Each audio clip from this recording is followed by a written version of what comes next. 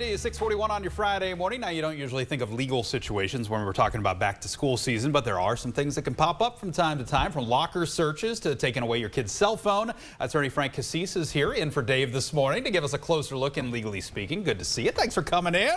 Good to be here. Oh, we're glad to have you. So let's start with locker searches, right? I mean, you're taking your property into a school onto their property. So how does that all work? Okay, so you do not have a right of privacy, so to speak, in your locker at school.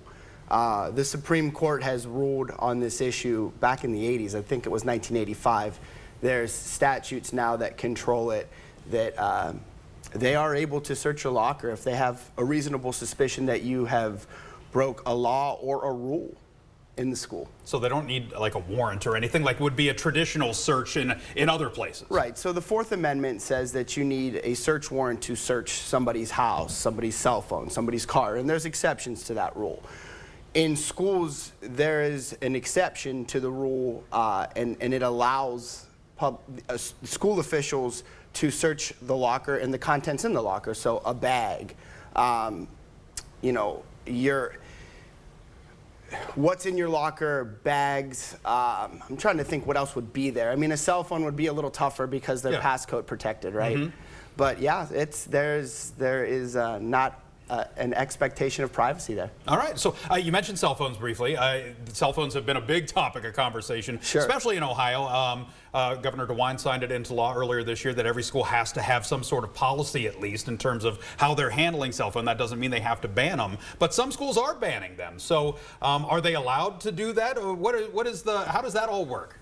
Banning the cell phones? Yeah. Well, I suppose, so public schools and private schools are different. Yeah. So in the search warrant example where they don't need it in a public school, you have even less rights of privacy in a private school. Okay. So I would imagine if they ban the cell phones, if they find a reason a public policy reason to correlate it to protecting the good of the students, I believe they'll be able to do it. I think it's going to be tough, but you know, I think that there's reasons why cell phones are good in school and bad in school. I mean, the sad times that we live in now, I would want to be able to get a hold of my kids or them to be able to get a hold of me.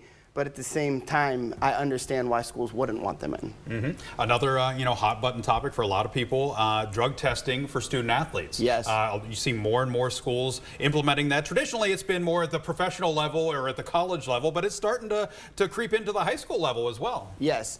So, oddly enough, I think that the Ohio High School Athletic Association has always had some sort of policies, but they're very loose. I wouldn't be surprised to see them ramp that up, especially now with what's out there. The supplements for athletes, even that you can buy in stores now, are so advanced. So that wouldn't surprise me, and I think that would be something that there will be rules and regulations that had to be followed, and they would, in my opinion, be able to do that. Well, I mean, but schools have the right then to drug test then because for extracurriculars, correct? Oh, correct. Yes. Yeah, and I've seen that up to 6 months ago. We had a situation where a student athlete came to the office, and that was the issue. I mean, they can test you for tobacco. Well, there you go. I mean, a lot of, when it comes to high school sports and stuff, you have to kind of sign a contract. Is that binding then, like that you agree not to smoke or drink or do drugs or performance enhancers or anything? Yes. Okay. Well, there you go. If you sign it. Yeah, and I think it relates mostly to extracurricular activities, yeah, of course, right? Yeah. So there's not that you can go to school here, but if you want to play sports here, you have to be drug-free. Yeah, you sign it, and it's their policy. You got to abide by it. And some will enforce, some won't. All right, there you go, Frank. All right, Good to see you. Thanks so much for well. coming in.